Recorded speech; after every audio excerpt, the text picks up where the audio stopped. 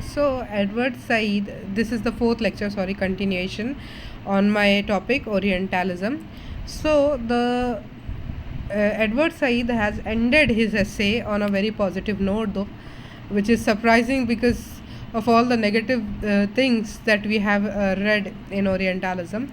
So, Edward Said कहते हैं that Arab lands and oriental lands basically इनके साथ जस्टिस होगा, और ये कब होगा जब ओरिएंटल स्कॉलर्स अपने स्टैंडर्ड्स के हिसाब से ओरिएंटल लैंड्स के बारे में लिखेंगे. When oriental scholars will write about their own lands and their own culture on their own standards, okay, on their own terms, then justice will be done in the study of Orientalism. So these scholars who will emerge, they will be their allegiance will be to intellectual discipline and not to the field of Orientalism, which is inspired politically. Okay, so this is basic goal or basic aim of Edward Said's deep in-depth study of Orientalism. Edward Said makes certain major claims in this book. We will study that one by one. First, while Orientalism presents itself as objective field of study, it was used to justify the political domination of the East by the West. So this is again, as I've said, कि पहले जो है जैसा कि slavery कैसे start की थी कि पहले जो है वेस्टर्न कंट्रीज़ में कुछ आइडियाज़ प्रपोज किए थे अफ्रीकन्स के बारे में, फिर उनको जो है उनके लैंड से दूर करके जो है अमेरिका लाया गया और उनको स्लेव्स बनाया गया. Slavery existed in Africa but not to the extent and not in the same way as it existed in America. वैसे ही ओरिएंटलिज्म, ठीक है, आप अभी भी देख लो how Iraq was dominated by, how Iraq, Iran, Afghanistan and certain these countries, how they were dominated by America. पहले उनके बारे में कुछ आइडियाज़ प्रपोज किए गए थे कि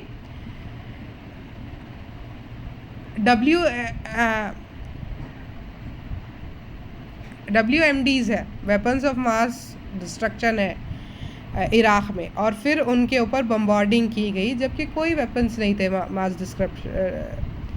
मास डिस्ट्रक्शन के, है ना.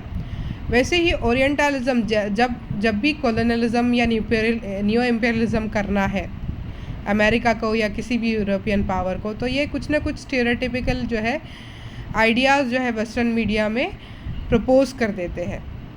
Secondly, orientalism was actually more about defining itself through the mirror of the east rather than it was about objectively studying is. तो ओरिएंटलिज्म जो है ये स्टडी जो है ये ख़ुद को डिफ़ाइन करने में ज़्यादा बिजी होती है, ना कि जो है ईस्ट के बारे में कुछ ऑब्जेक्टिव जो है इस्टेब्लिश करने में. Okay, third point was that point 1 and point 2 are produced and reinforced by viewing the Orient as homogeneous group. This essentialist thinking was false way of viewing various groups of people and their culture. So एक इराक़ी और एक अरब similar नहीं, उनके जो beliefs है और culture है similar नहीं है. एक ईरानी और अफ़गानी के जो है व्यूज़ सिमिलर कभी भी नहीं होंगे. But portraying them in a single homogeneous way is like saying that India's north and south are similar to each other.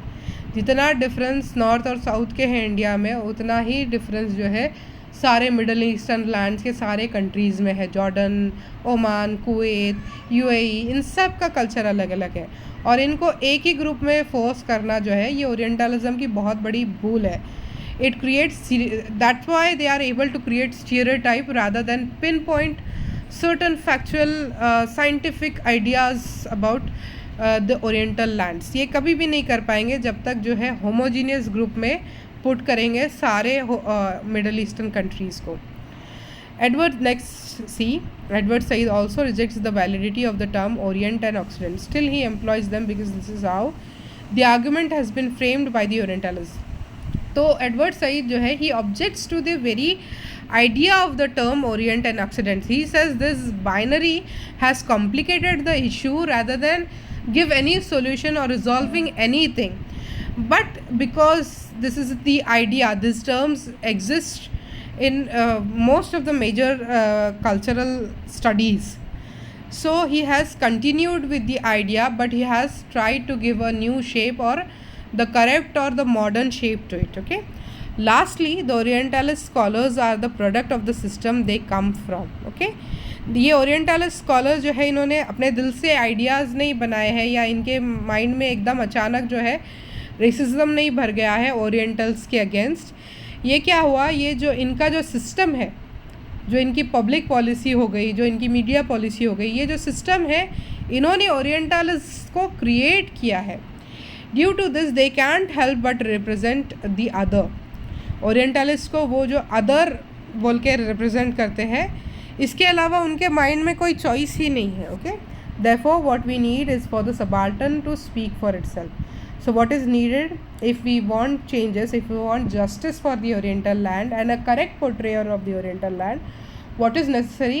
It is necessary for subaltern. Subaltern मतलब जो कि लोग बहुत ही subjugate और बहुत ही discriminated हो चुके हैं। इसके लिए ज़रूरी है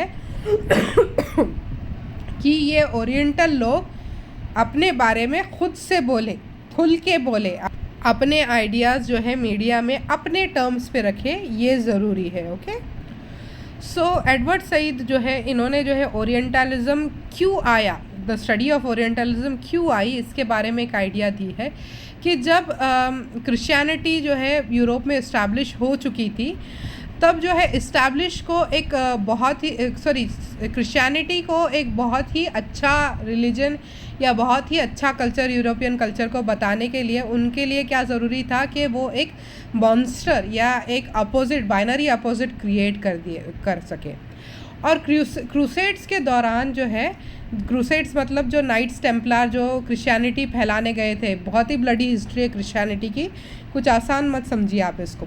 सो क्रूसेड्स के ड्यूरिंग ये काउंटर बैलेंसिंग जो है कहाँ पे मिली इन लोगों को, इन नाइट्स टेम्पलर को, इन दी ओरिएंटल लैंड्स। उन्होंने क्या किया, बाइनरी अपोजिट में पोर्ट्रे किया वेस्ट और ईस्ट को, और यहाँ से डेवलपमेंट हुआ पॉलिटिकल और military domination of orient by the western powers to portray the western powers as good and as benevolent power in opposition to the malevolent and inferior ideas or inferior existence of the East।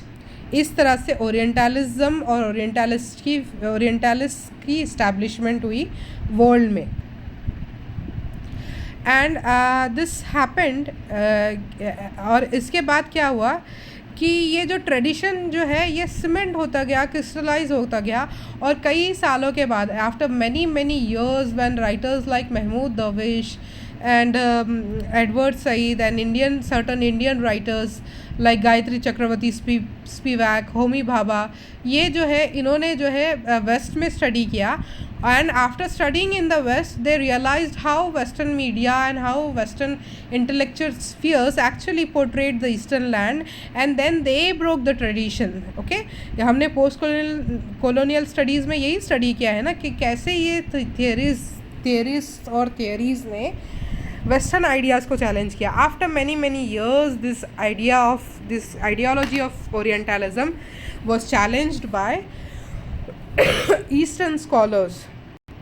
Okay, so this break of tradition happened only when the subjugated community, the subaltern community, the community which has been discriminated against, only when they spoke out about this discrimination did the tradition break। So what is necessary is the necessary for each group of people to create their own history, to write about themselves, to give out good ideas or correct ideas about their community or their group, and thus only then this Western hegemony can be challenged। So to increase the dialogue with in all spheres, in all intellectual spheres, is the message of Edward Said through this book Orientalism। So we have finished this topic for now, and I hope you understood everything about Orientalism, which is a very seminal and very important work on the basis of your examination also। Thank you everybody for listening।